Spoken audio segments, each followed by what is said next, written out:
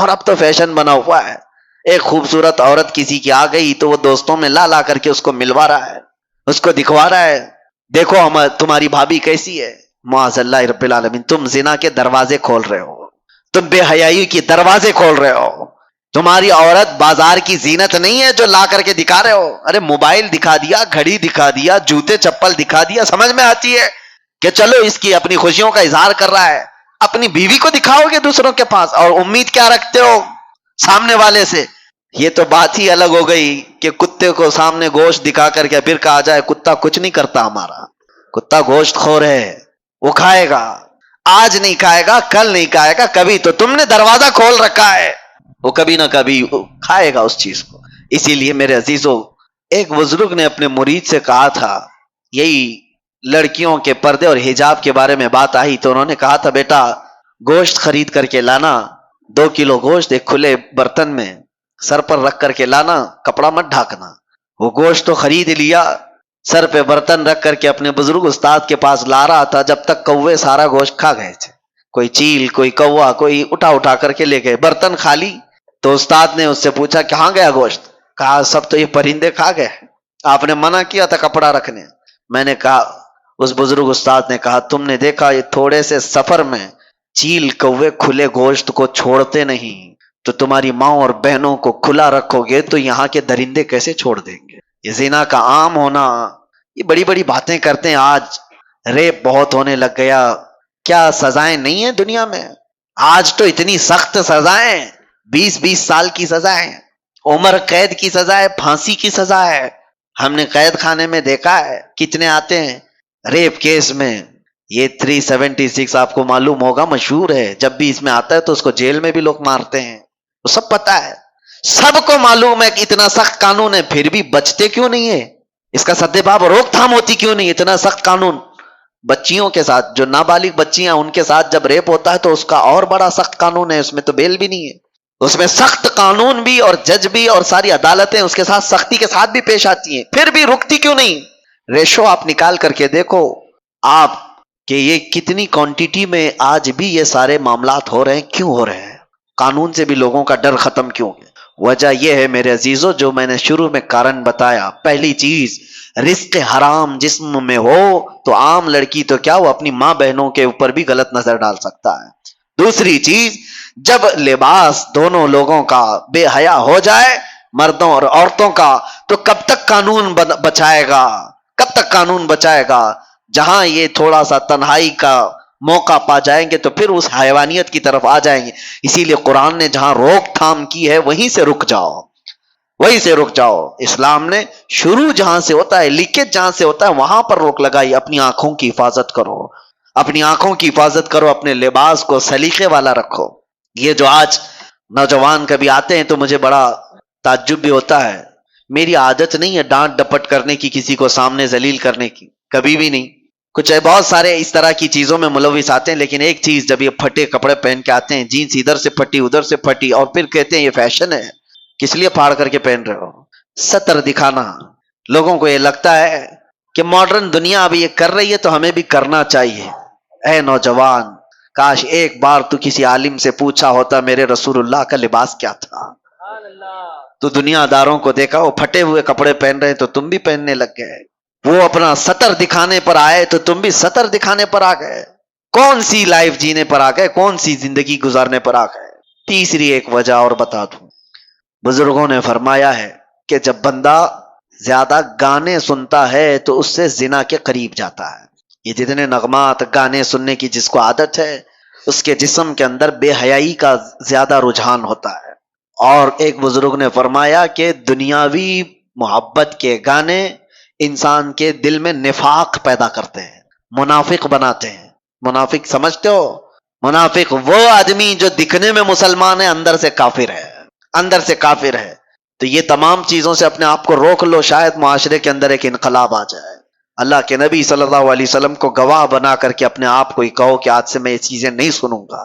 ارے روزانہ ہو سکے تو اللہ کا کلام ایک سورہ سن کر کے تو سو، دیکھو جسم کے اندر کتنا اثر پیدا کرتا ہے۔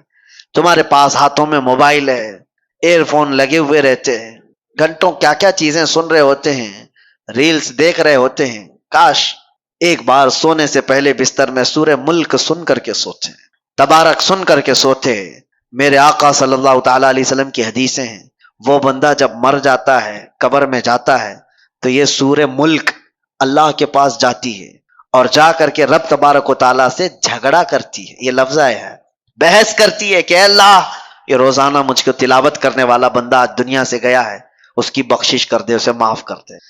جب تک رب تبارک و تعالیٰ معاف کرنے کا حکم نہیں کرتا تب تک وہ نہیں آتی۔ اللہ تبارک و تعالیٰ سے اس چیز کا مباحثہ کر رہی ہے، اس کے بعد پھر رب تبارک و تعالیٰ فرماتا ہے جا تیری سفارش پر میں اسے معاف کر دیا۔ تو حضور فرماتے ہیں سورہ ملک جنت میں جاتی ہے اللہ کا حکم پا کر کہ اللہ مجھے اجازت دے جنت میں جانے۔ جنت میں جا کر کے وہاں سے تکیہ بچھونا اور لے کر کے آتی ہے، خوشبوئیں، اور قبر میں آتی ہے اور آ کر کے اس میت سے کہتی ہے تجھے تھوڑی دیر ہو گئی، میں جنت سے یہ سارا سامان لے کر کے آ گئی۔ کون ہے ہمارا رفیق، کون ہے ہمارا دوست جو قبر میں جانے کے بعد، یہ وہ بے حیائیوں کے گانے جن کو گانے کے بعد آدمی کافر بھی ہو جاتا ہے اور زنا کی طرف چلا جاتا ہے۔ کیا کر لو گے؟ یہ ساری چیزیں سن کر کے ہوتا کیا ہے، سوائے دماغ میں ٹینشن کے اور کچھ نہیں بھرتا، اور جب دنیا کی فکریں زیادہ ستائیں تو لوگ سمجھتے ہیں ایک کوئی گانا سن لیں، کوئی ایسا نغمہ سن لیں، سیڈ پوزیشن پہ آئے ہوئے ہیں، تمہارا سیڈ بڑھتا چلا جائے گا، غم بڑھتا چلا جائے گا۔ ایک علاج بتاتا ہوں، بہت زیادہ ٹینشن اور بہت زیادہ ڈپریشن کے شکار ہو جاؤ تو میرے مصطفیٰ کو یاد کرو، پھر تنہائی میں بیٹھ کر حضور پاک کی شان میں کوئی اچھی نعت سن لو، پھر اس کے بعد دیکھنا کہ تمہارے قلب کا علاج ہوتا ہے کہ نہیں ہوتا، تمہارے دل کو سکون و اطمینان آتا ہے یا نہیں۔ میں نے محسوس کیا ہے میرے عزیزوں، آنکھیں برس پڑتی ہیں حضور کو یاد کر کے۔ جب آدمی گھبرا کر کے حضور کو سننے کی کوشش کرتا ہے تو دل کی جتنی بھی بھڑاس ہے وہ نکل جاتی ہے، دیواروں کو پکڑ کر کے رونے کا من کرتا ہے، پھر سب کچھ ہلکا ہو جاتا ہے۔ بعد میں اسے لگتا ہے، اسی کو اعلیٰ حضرت نے کیا فرمایا تھا، ان کے نثار کوئی کیسے ہی رنج میں ہو، جب یاد آ گئے ہیں سب غم بھلا دیے، ان کی مہک نے دل کے غنچے کھلا دیے ہیں، جس راہ چل دیے ہیں کوچے بسا دیے ہیں۔ نبی آخر الزمان صلی اللہ تعالی علیہ وسلم کی یاد تمہارے دلوں کے اندر ایک انقلاب پیدا کرے گی، تمہارے چہرے پر رونق اور تمہاری زبان میں اثر پیدا۔ اکرم صلی اللہ تعالی علیہ وسلم نے تو ارشاد فرمایا مومن کو جب مصیبت آتی ہے تو اس کے لیے وہ نعمت ہے، دو چیزوں میں سے ایک چیز ہوگی اس کے ساتھ، اگر بخار بھی آئے، میرے آقا فرماتے ہیں اگر بخار بھی آیا ہے تو دو باتوں میں سے ایک بات ہوگی اس کے ساتھ، یا تو رب تبارک و تعالیٰ اس کے گناہ معاف کرے گا یا تو اس کے درجے کو بلند کرے گا۔ مصیبت اگر آئے تو ایک بات یاد رکھنا، رب تبارک و تعالیٰ اپنے محبوب بندوں کو، پسندیدہ بندوں کو آزمائش میں ڈالتا ہے، ورنہ جو لوگ یہ سمجھتے کبھی طبیعت خراب ہی نہیں ہونا چاہیے تو فرعون بن جاتے ہیں ایسے لوگ۔ فرعون کو 90 سال تک نہ کبھی سردی آئی نہ بخار، کبھی کوئی بیماری نہیں، اور جب بندہ کبھی بیمار نہیں ہوتا تو اپنے آپ کو خدا تصور کرنے لگ جاتا ہے، میں تو دنیا کا سب سے مضبوط آدمی ہوں، مجھے کچھ نہیں ہوتا۔ لیکن مصیبتیں دے کر کے رب تبارک و تعالیٰ تمہیں تمہاری حقیقت بھی بتاتا ہے، اور انسان کو انسان کی لمٹ میں رہنا سکھایا جاتا ہے۔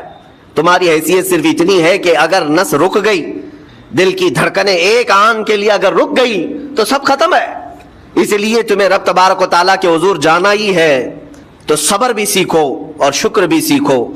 آج مصیبتیں اور آفتیں آتی ہیں تو واویلا کرنے والوں کے لیے میرا میسج ہے، اللہ تبارک و تعالیٰ تمہاری ہر بات کو دیکھ رہا ہے، تمہارے چیخنے سے، چلانے سے، تمہاری شکایت کرنے سے گئے ہوئے آدمی کی جان واپس تو نہیں آنی ہے۔ تمہارا عزیز ترین بھائی مر گیا، تم جس سے سب سے زیادہ پیار کرتے تھے وہ بیٹا انتقال کر گیا، مجھے بتاؤ تم 10 لوگوں میں چیخو گے، چلاؤ گے، رب تعالیٰ کے حضور بری بری باتیں بھی کرو گے تو کیا وہ گئی ہوئی جان واپس آ سکتی ہے؟ میرے عزیزوں، یہ وہ حکومت نہیں ہے کہ تمہارا احتجاج کرنے پر قانون واپس لے لیا جائے، تمہارے سب مل کر کے پروٹیسٹ کرنے سے حکومتیں اپنے فیصلے واپس لے سکتی ہیں، لیکن وہ رب ذوالجلال شہنشاہ اعظم کا قانون ہے، وہاں نبیوں کی بھی جو روح لی گئی، وہاں پر اللہ تبارک و تعالیٰ نے اپنے محبوب نبیوں کی بھی روح کو قبض کرنے کا حکم دیا، تو کیا سب کے غم منانے سے وہ روحیں واپس کرنے کا فیصلہ کیا گیا ہے؟ نہیں میرے عزیزو، اس عالم میں، اس کائنات میں پھر کوئی ہمارے رونے چیخنے چلانے سے واپس نہیں آتا۔ ہاں غم کرنا اپنی جگہ پر ہے، لیکن غم کا شرعی طریقہ کیا ہے؟ میرے آقا صلی اللہ تعالی علیہ وسلم نے بھی غم فرمایا. آپ کے عزیز بیٹے سیدنا ابراہیم جب انتقال کر گئے میرے آقا کی آنکھوں میں آنسو تھے. حضور پاک صلی اللہ تعالی علیہ وسلم کی آنکھوں کے سامنے سیدہ خدیجۃ الکبریٰ کا انتقال ہوا. حضور غمگین تھے. لیکن غم کا مطلب کبھی یہ نہیں ہوتا کہ اللہ کی بارگاہ میں شکایت کریں, تو نے میرے ساتھ ایسا کیوں کیا. یعنی تم حکم دو گے, رب تبارک و تعالیٰ کو تم مشورہ دو گے کہ کس کے ساتھ کیا کرنا ہے. اس لیے ان مواقع پر ہم سب کی آزمائش ہے, ہمارا امتحان ہے. ایسے معاملات جب بھی آتے ہیں, دیکھیں میں آپ کو ایک اور باریک بات بتا دیتا ہوں. یہ ہم آج تقریر کر رہے ہیں, ہو سکتا ہے آپ بھی سن رہے ہیں اور اچھی طرح سمجھ رہے ہیں, لیکن خود کے گھر پر جب آ جائے تو تقریر بھی یاد نہیں رہتی, نصیحت بھی یاد نہیں رہتی, غم کا غلبہ زیادہ ہو جاتا ہے. ایسے اوقات میں حکم کیا ہے مومنین کو, میرے گھر پر میں جانتا ہوں شکایت نہیں کرنا چاہیے, میں جانتا ہوں غموں کے وقت صبر کرنا چاہیے, پھر بھی اگر میرے گھر میں آ گئی مصیبت تو مومنین کے لیے حکم یہ ہے کہ تم نے اب تک جو سنا تھا حدیثیں وغیرہ اس کو یاد دلاؤ. یعنی مجھے یاد دلاؤ. یہ مت سوچو کہ مولانا صاحب ہیں, مفتی صاحب ہیں, امام صاحب ہیں, ان کو تو سب معلوم ہوگا. غم کا غلبہ جب آ جاتا ہے تو اچھوں کو یاد نہیں رہتا. مومنین کو کہا گیا ہے کہ وہ یاد دہانی کریں کہ جس کے ساتھ بھی مصیبت آئے مومنین, دوسرے مومنین اسے صبر کی تلقین کریں, اسے جا کر کے حوصلہ دیں اور اسے تسلی دیں. اب میں آتا ہوں ان باتوں کی طرف جو لوگ مصیبتوں کو برا سمجھتے ہیں. ایک صحابی تھے, ان کی شادی ہو گئی, ایک صحابیہ سے نکاح ہوا تھا مدینے میں, سال بھر خوشحالی سے گزرتے رہے, بہت اچھے دن گزرے. سال ختم ہونے کو تھا کہ خاتون جو ہے لڑائی کرنا شروع کر دیتی, کہتی ہے مجھے تمہارے ساتھ رہنا نہیں, مجھے طلاق چاہیے, ڈائریکٹ طلاق. تو صحابی نے کہا ہوا کیا؟ وہ صحابیہ کہتی تھی نہیں مجھے تمہارے ساتھ رہنا نہیں. اس صحابی نے کہا ٹھیک ہے اگر ایسا ہی ہے تو حضور پاک صلی اللہ علیہ وسلم کے پاس چلتے ہیں, وہاں جا کر فیصلہ کرا لیں گے. تو وہ صحابیہ مان گئیں, کہا چلو چلتے ہیں. تو دونوں چلے جا رہے تھے اپنے گھر سے حضور پاک صلی اللہ علیہ وسلم کے دربار میں فیصلہ کروانا ہے. چلتے وقت راستے میں ایک پتھر سے ٹھوکر لگ گئی اس صحابی کو, اور اتنی تیز ٹھوکر لگی کہ ان کا ناخن اکھڑ گیا. اب وہ ان کی خاتون جو بیوی صحابیاں ہیں وہ فوراً اپنے دوپٹے کا کپڑا پھاڑ کر کے انگلی کو باندھتی ہیں اور خون روکتی ہیں, اور اس کے بعد کہتی ہیں چلو واپس گھر چلتے ہیں. گھر واپس آنے کے بعد وہ کہتی مجھے طلاق نہیں چاہیے, ساتھ میں رہوں گی. کہا عورتوں کا موڈ, عورتوں کا اس طرح کا فیصلہ, کیا بات ہے؟ وہ صحابیہ کہتی ہے میں نے سنا ہے کہ جب کبھی کوئی بندہ بیمار نہیں ہوتا تو اللہ اسے پسند نہیں کرتا. میں نے جب سے تم سے شادی کی ہے سال بھر ہو گئے, ایک بار بھی تم کو بیمار ہوتے نہیں دیکھا. مجھے ایسا لگنے لگا کہ کہیں تم اللہ کے ناپسندیدہ بندے تو نہیں ہو, اس لیے میں تمہارے ساتھ نہیں رہنا چاہتی تھی. اب جب راستے میں ٹھوکر لگ کر ناخن اکھڑ گیا تو مجھے احساس ہوا کہ اللہ تجھے بھی پسند کرتا, میں تیرے ساتھ رہنے کو تیار ہوں. وہ صحابیہ تھیں. میرے عزیزو, اس کا مطلب یہ نہیں کہ ہم آپس میں ایک دوسرے کے بیمار ہونے کی انتظار میں رہیں. شوہر یہ سوچے کہ میری بیوی بیمار کیوں نہیں ہوتی, اور بیوی یہ سوچتی رہے کہ میرا شوہر بیمار کب ہوگا. وہ توکل کا اعلیٰ درجہ ہے. انتظار اور تمنا مت کرو بیمار ہونے کا, بلکہ بیماری آ جائے تو اللہ کا شکر ادا کرو, آ جائے تو صبر کرو. عزیزان گرامی وقار, ہم آج امام حسین اور ان کے رفقائے گرامی رضوان اللہ علیہم اجمعین کو یاد کرتے ہیں تو صرف رونے کے لیے نہیں یا صرف غم منانے کے لیے نہیں, بلکہ داستان کربلا سنانے کا ایک عظیم مقصد یہ ہوتا ہے کہ نوجوانوں کے اندر بلکہ بوڑھے اور بچوں کے اندر بھی ایمانی جذبہ ایسا آ جائے کہ وہ ہر مصیبت پر ڈٹ کر کھڑے ہو سکیں, ہر یزیدی کا مقابلہ کر سکیں. ایک تو اس کا میسج یہ ہے, اور دوسرا میسج یہ ہے کہ چاہے جیسی بھی مصیبتیں آئیں ایمان کے ساتھ رہنا ہے, صبر اور شکر کو ہرگز نہیں چھوڑنا ہے. مصیبتیں ہمارے پاس اب اتنی بڑی تو نہیں آتی کہ ایک خاندان کے ہی اتنے لوگوں کو کاٹ دیا جائے, ایسی مصیبتیں تو نہیں آئی. اب جو کچھ بھی آتی ہیں ہمارے ساتھ وہ مال کی کمی کی, کبھی دکان میں دھندا نہیں چلتا, کبھی بچے کسی کو نہیں ہو رہے ہیں, یا پھر گھر میں کوئی بیمار ہے, کوئی مستقل بیماری آ گئی ہے, یہی تو مصیبتیں ہیں. مومن کے لیے یہ قید خانہ ہے, زیادہ آسائش اور آرام کی فکر نہ کرو. یہ دنیا مومن کے لیے قید خانہ ہے. اسی لیے شاعر نے کیا خوب کہا, جب کسی کا انتقال ہوتا ہے, ایک سچے مومن کا انتقال ہوتا ہے تو لوگ کہتے فلاں مر گیا, فلاں مر گیا. تو ایک شاعر نے بہت اچھے انداز سے کہا ہے کہ کون کہتا ہے کہ مومن مر گیا, جو سچا مومن ہے اس کے لیے کہہ رہا ہوں. وہ شاعر نے کہا کون کہتا ہے کہ مومن مر گیا, قید سے چھوٹا وہ اپنے گھر گیا. हकीकत तो ये कैद से छूटा, वो अपने घर गया। यहाँ दुनिया में ज्यादा आसाइश, ज्यादा आराम की तलब इंसान को मगरूर बना देती है, तकब्बुर वाला बना देती है, घमंडी बना देती है। और अल्लाह तबारक व तआला की बारगाह में हमेशा सर्वसुजूद रहने वाला वो बंदा है जो मुसीबतों में घिरा रहता है। कुछ ना कुछ मुसीबतें ऐसी हैं जो तुम्हें मस्जिद तक लाती हैं, कुरान तक लाती हैं, तस्बीह तक लाती हैं, और कोई मुसीबत ना हो, कोई तकलीफ ना हो तो फिर जल्दी बंदा अल्लाह को भी याद नहीं करता। इसीलिए रब तबारक व तआला की बारगाह में कुछ फरिश्ते ऐसे हैं, जब तुम रो रो करके दुआएं करते हो फिर ये कहते हो मेरी दुआ ही नहीं कबूल होती, मौलाना आप कीजिए, मैं तो कब से की दुआ मांग रहा हूं, मेरी तो दुआ होती ही नहीं, और आप कहते हैं अल्लाह ताला बहुत जल्दी दुआ कबूल करता है। ये नाउम्मीदी तुम्हारी अल्लाह ताला की जात से हरगिज जायज नहीं। लेकिन मैं वजह भी बता देता हूं, कुछ फरिश्ते ऐसे हैं जो तुम्हारी दुआएं सुन सुन करके अल्लाह से कहते मौला ये बंदा कितना मांग रहा है, तू कबूल क्यों नहीं करता। रब तबारक व तआला ये जो मांग रहा है उसे दे क्यों नहीं देता। रब ताला फरमाता है फरिश्तों मैं भी सुन रहा हूं उसके मांगने को, उसकी दुआओं को, अगर मैं अभी उसको दे दूं तो वो मांगना बंद कर देगा, और उसका मांगना मुझे अच्छा लगता है, जब तक वो मांगता रहेगा मैं उसे पसंद करता रहूंगा। एक वजह यह भी होती है तुम मायूस होकर के छोड़ देते हो कि आप क्या दुआ करना, इतने दिनों से कर ही रहा था, कुछ नहीं होता। अगर तुम्हारी दुआओं का असर जल्दी नजर नहीं आता तो रहमान तुम्हारी दुआएं सुन रहा है और वो तुम्हारी दुआएं पसंद भी कर रहा है। मेरे अजीजों, ये तमाम हालात में आप अल्लाह तबारक व तआला की बारगाह में कसरत से दुआ ही करें और मांगा ही करें जब मुसीबतें आए। आज के हालात भी हमारी आजमाइश के हालात हैं। आज का जो दौर है वो भी एक यजीदी दौर है। यहाँ पर जगह जगह जो मुसलमानों के साथ हालात हैं, यह हमारे लिए आजमाइश का दौर है, बहुत बड़ा इम्तिहान चल रहा है। इन हालात में मुसलमानों को चाहिए वो अपने ईमान के साथ डटे रहें, इस्तिकामत। मौला हुसैन के सबक को पढ़ें। उस वक्त तो उनकी गर्दनों पर तलवारें थीं, उनके बच्चों के सीने छिदे हुए थे तीरों से, लेकिन वो डटे हुए थे मेरे मुस्तफा की शरीयत पर। आज अभी तुम्हारे सीनों पर बंदूक की गोलियां नहीं लगाई गई, अभी तुम्हारे ऊपर इतनी बड़ी मुसीबतें नहीं आई, लेकिन मैं फिर भी देखता हूं नौजवानों को कि कोई मुसीबत ना आने के बावजूद भी तुम इस्लाम के साथ खिलवाड़ कर रहे हो। मेरे आका की सुन्नतों को पीठ पीछे फेंक करके तुम तो बाजारों की जीनत बनना पसंद करते हो। अक्सर लोगों को हमने देखा आज मुजरे करने वालों की कसरत ये हमारे नौजवान बच्चों की है। ये अपने जिस्मों की नुमाइश करना इसको फैशन समझते नहीं। मेरे अजीजों, उम्मत मुस्तफ़ा और वो भी इमाम हसन और इमाम हुसैन के गुलाम इस मुर्दार दुनिया पर कभी भी अपनी हुकूमत नहीं चाहते। इस मुर्दार दुनिया के वो कभी ख्वाहिशमंद नहीं होते। लेकिन जिन नौजवानों को आज हम इन ख्वाहिशात की पैरवी करते हुए देख रहे, अफसोस होता है, अफसोस होता है। आज के हालात में तुम भी संभल जाओ, क्योंकि एक बहुत बड़ी जनरेशन तुम्हारे पीछे है और वो तुम्हें देख करके नकल करेगी।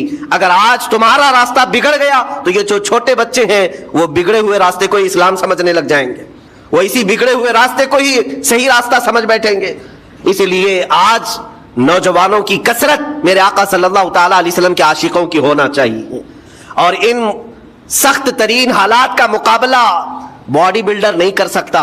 मैं आपको बता दूं, इन जालिम यजीदियों का मुकाबला काजू बादाम खाने वाला नहीं कर सकता।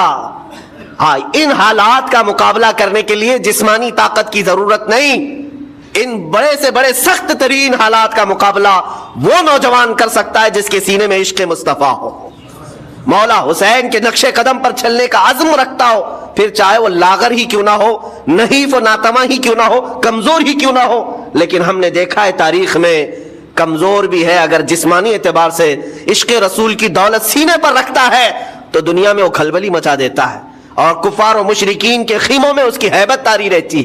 हमने और तारीख पढ़ी है। आखिरी बात अर्ज करता हूँ, इमाम अहले सुन्नत फाजिल बरेलवी इमाम अहमद रजा खां नव्वर अल्लाहु मरकदहु, आला हजरत को कौन नहीं जानता आज के जमाने में। जरा उनकी सीरत उठा करके पढ़ना और फिर यह भी देखना कि जिस्मानी ताकत उनकी कैसी थी, जिस्मानी साख्त। क्या वो चलते तो लहीम शहीम थे, ऊंचे चौड़े और सीना भरा हुआ कि लोग सिर्फ जिस्म को देख करके डर जाएं? नहीं, आला हजरत फाजिल बरेलवी रज़ियल्लाहु ताला अन्हु इस तरह जिस्मानी बहुत ऊंची चौड़ी सलाहियत के नहीं थे, बल्कि बहुत ही हल्का जिस्म रखते थे। हल्का जिस्म, दुबले पतले थे, लेकिन जब अपने हुजरे में बैठ करके कलम चलाते थे तो दुनिया के कोने कोनों में उनकी गूंज होती थी। और بڑے بڑے قلعوں میں جو ہے زلزلہ آ جاتا تھا، اور سرکار غوث پاک رضی اللہ تعالیٰ عنہ کو کون نہیں جانتا؟ غوث پاک کا حال تو یہ تھا جسمانی اعتبار سے آپ کی گردن کی ہڈیاں بھی دکھتی تھی، اتنے دبلے تھے، اور کثرت عبادت کی وجہ سے، کثرت مجاہدات کی وجہ سے آپ کا جسم بہت ہی کمزور تھا۔ بلکہ ایک وقت کا واقعہ بھی ہے کہ آپ چلتے چلتے غش کھا کر گر گئے، چکر آ کر گر گئے۔ جسمانی اعتبار سے اکثر تو آپ پتے کھا کر کے رہے، کھانا بھی نہیں کھایا 40 سال تک، تو جسمانی اعتبار سے کمزور ہونا کوئی معنی نہیں رکھتا۔ لیکن دنیا یہ بھی جانتی ہے، گردن کی ہڈیاں ہی کیوں نہ دکھتی ہوں، ہاتھ و پیر کی ہڈیاں ہی کیوں نہ دکھتی ہوں غوث پاک کی، لیکن روحانی طاقت کا حال یہ ہے کہ کسی قبر کو ٹھوکر لگا دے تو مردہ زندہ ہو جائے۔ اس طاقت کو میں آج آپ کے سامنے کہنے کی بات کر رہا ہوں۔ عشق مصطفیٰ سینے میں ہو اور سچی عقیدت و محبت حسنین کریمین سے رکھتا ہو، اور پھر اپنے طریقے بدل لے، تو بڑے جسم اور ڈیل ڈول بنانے کی ضرورت بھی نہیں آئے گی۔ مولا کریم تمہارا رعب خود ہی دشمنوں کے دلوں پر ڈالتا ہے۔ اللہ تبارک و تعالی ہم سب کو آئی ہوئی مصیبتوں کا ڈٹ کر مقابلہ کرنے کی توفیق عطا فرمائے، ہم سب کو استقامت عطا فرمائے اور صبر عطا فرمائے اور شکر عطا فرمائے، اور قیامت کے دن مولا تعالی ہم سب کو امام حسین کے ساتھ حشر عطا فرمائے۔